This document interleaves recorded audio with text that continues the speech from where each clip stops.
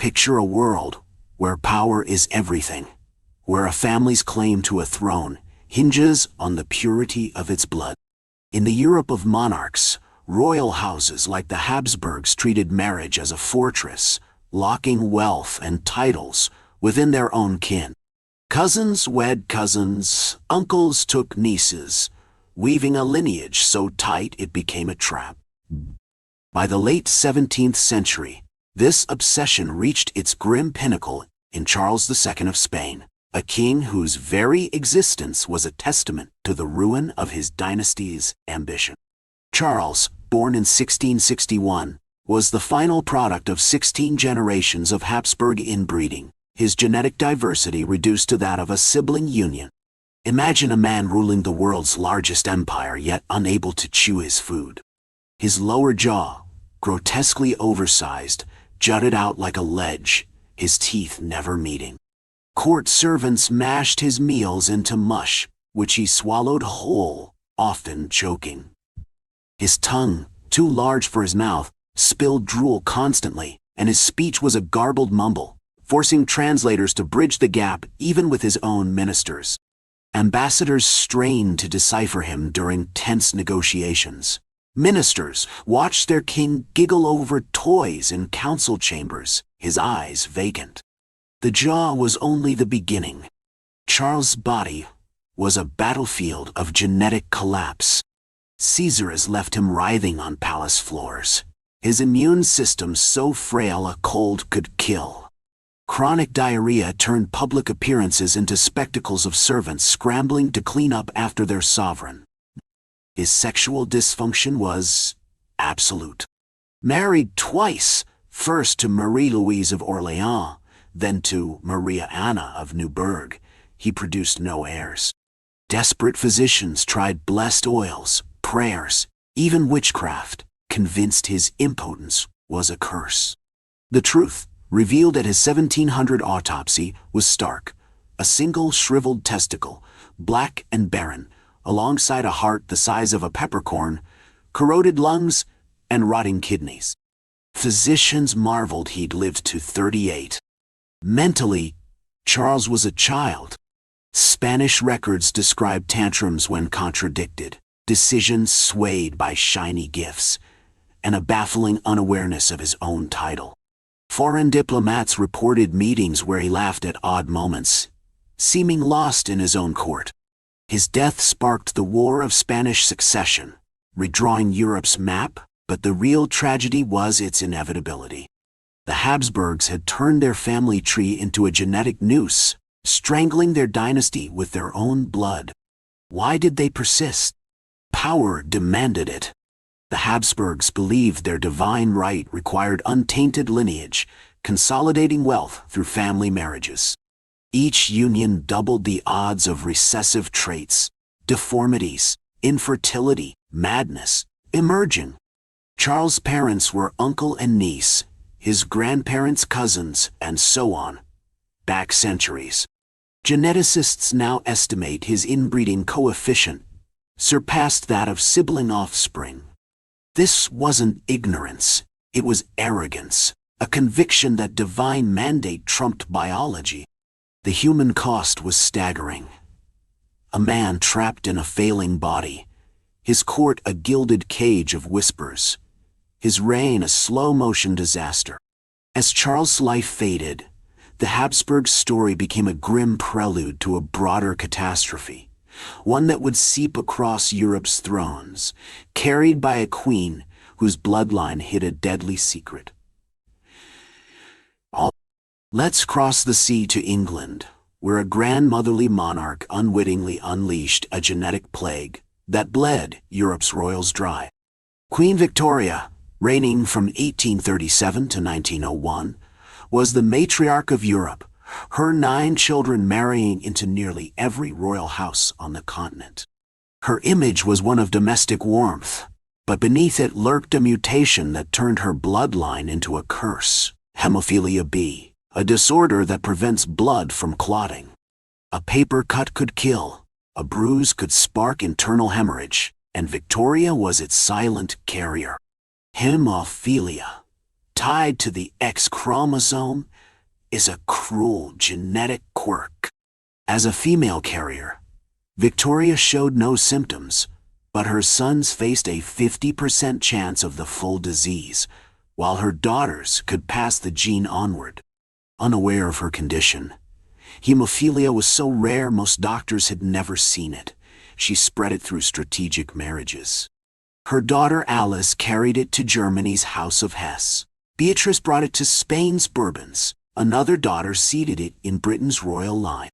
Victoria's children were unwitting vectors, delivering a genetic time bomb to dynasties already frail from inbreeding. Imagine a prince swaddled in luxury yet terrified of a scraped knee.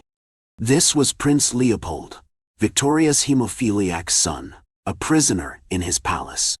Court records paint a heartbreaking picture: a young man barred from riding horses, playing sports, or walking downstairs without padded risers. Servants hovered, watching for bruises. Soft furniture cushioned his world. When he bled, internally from a fall, or externally from a cut, the pain was excruciating, his joints swelling as blood pooled.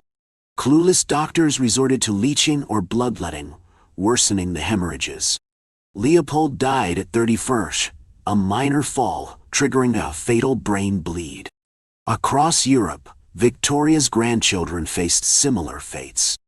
In Germany, Alice's sons bled uncontrollably, physicians blaming demons or bad air.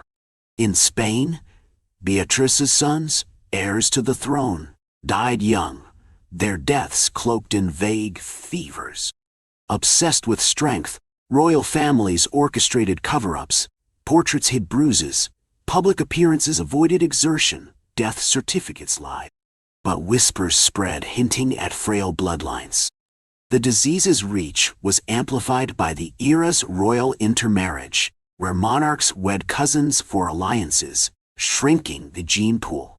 By 1920, hemophilia had infiltrated Britain, Germany, Russia, and Spain, striking heirs with merciless precision.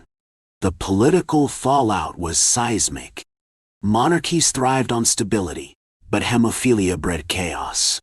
A sickly heir signaled weakness, inviting coups or wars. In Spain, hemophiliac princes' deaths fueled republican movements. In Germany, Hesse's losses strained Prussian alliances, complicating unification.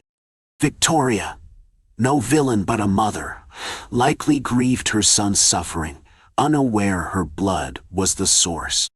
Her reign so celebrated, sowed destruction. Her love for her children twisted by biology into a weapon against monarchy itself. As her curse spread, it found its most devastating mark in Russia, where a boy's pain would spark a revolution.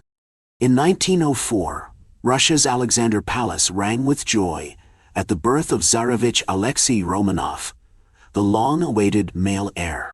Within months, that joy turned to dread.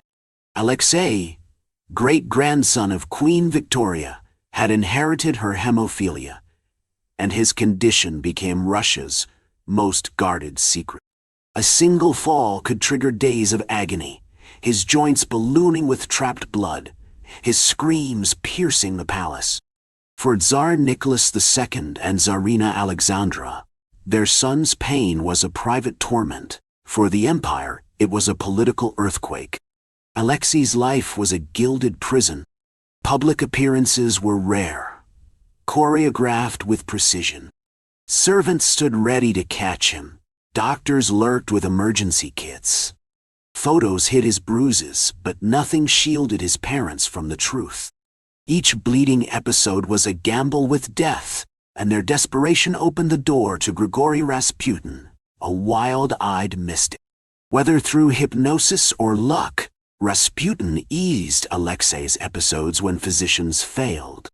To Nicholas and Alexandra, he was a lifeline. To Russia, a scandal. This drunken peasant, boasting of conquests, dined with the Tsar, influenced appointments, and meddled in policy, his power a cancer in the court. Alexandra, a carrier of Victoria's curse, blamed herself, seeing Rasputin as God's answer. Nicholas, weaker-willed, couldn't defy her. Nobles whispered of debauchery. The press spun tales of orgies. The secrecy around Alexei's condition worsened it. No one could know the heir was frail, so the Romanovs offered no explanation for Rasputin's sway. Rumors painted the Tsar as weak, the Tsarina a traitor. By 1916, nobles murdered Rasputin, but the damage was done. Russia, reeling from World War I's carnage, needed a strong Tsar, not one puppeted by a mystic. In 1917, revolution erupted. Food shortages, military defeats, and millions dead fueled the fire. The Romanovs faced a people who saw them as cursed. Nicholas abdicated, hoping to save his family, but the Bolsheviks showed no mercy. In July 1918, they executed Nicholas Alexandra Alexei and his 4 sisters in a Yekaterinburg basement. Alexei, just 13, died with them, his hemophilia a footnote to an empire's end. A disease treatable today with clotting injections destroyed a 300-year dynasty, empowering a charlatan and fueling a revolution that reshaped the world. As Russia's ashes settled, another king's genetic curse was unfolding in Britain, shaping an empire's fate. Let's sail to 18th century Britain, where King George III ruled an empire on which the sun never set.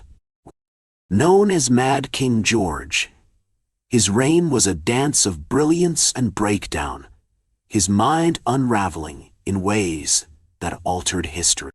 Modern science points to acute intermittent porphyria, a metabolic disorder that turned his blood toxic, triggering pain, paralysis, and paranoia. Porphyria struck with abdominal agony like internal knives, muscle weakness leaving victims immobile, and neurological chaos, hallucinations, rages, talks with ghosts. George's purple urine during episodes was a clue his body was poisoning itself. His first major attack hit in 1765, as American colonists simmered. Instead of diplomacy, George raged, his decisions erratic. By 1788, he was unhinged, talking to dead courtiers, believing London flooded, attacking his son. Physicians strapped him in a straitjacket, doused him with ice baths, and blistered his skin. Parliament nearly declared him insane, debating a regency. Porphyria thrived on stress, and George's life, ruling during colonial rebellions and Napoleonic wars, was stress incarnate. The American Revolution felt his madness. Colonists sought compromise, but George's porphyria-fueled stubbornness pushed harsh taxes and crackdowns.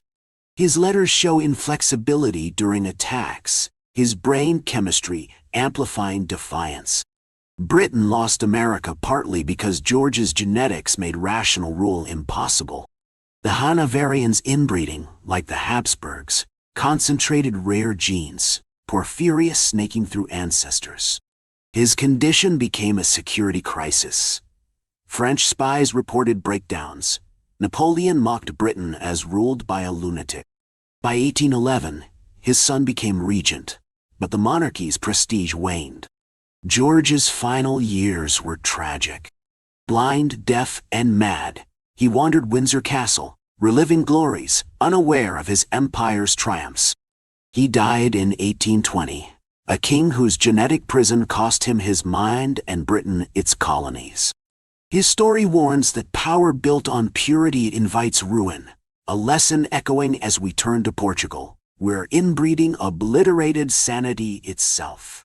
We've seen jaws collapse, blood fail, empires fall. Now in Portugal we face a mind destroyed. Queen Maria I, reigning from 1777 to 1816, began as a devout ruler, her court a model of piety. By 1786, she was Mad Maria, her screams echoing through Lisbon's palaces, her sanity a casualty of her bloodlines' obsession. She developed religious mania, convinced she was damned to hell, praying for days without food or sleep, her body wasting as her mind spiraled. She saw demons, believed every sin invited wrath, and became a ghost in her court, eyes hollow, voice a wail. Portugal's royals, like Spain's, were a genetic quagmire. Centuries of cousin marriages, often with inbred Spanish kin, concentrated mental illness genes. Maria's son, Prince José, battled depression. Her grandson, King Miguel, swung between piety and rage. Trauma accelerated Maria's collapse. The 1793 execution of her nephew, Louis VI, shattered her. She became obsessed with royal doom. Certain revolutionaries would come for her children. Her paranoia crippled governance. She refused to sign documents, fearing they'd damn her soul, and interrupted councils with rants. By 1799, Maria was declared unfit, her son João taking regency. Portugal reeled. The Napoleonic Wars exploited the chaos, and the royal family's frailty weakened their grip. Brazil slipped to independence in 1822, tied to a dysfunctional court, died. Maria died in 1816, exiled in Brazil, her mind gone, her legacy instability. Her madness showed inbreeding could shatter minds, turning rulers into prisoners of their genetics. The 20th century broke the cycle. Royals abandoned purity, marrying commoners with fresh genes. Geneticists now study royal DNA, mapping inbreeding's cost. This saga, Charles's broken body, Victoria's bleeding heirs, Alexei's tortured empire, George's poisoned mind, Maria's shattered sanity, is a mirror. It asks what we sacrifice for power. These were humans, trapped by a system prizing blood over life. Their stories warnings of obsession's ruin. Want to dive deeper into history's shadows? Hit subscribe, comment your thoughts, and let me know which royal tragedy you'd explore next. Let's keep peeling back the curtain together.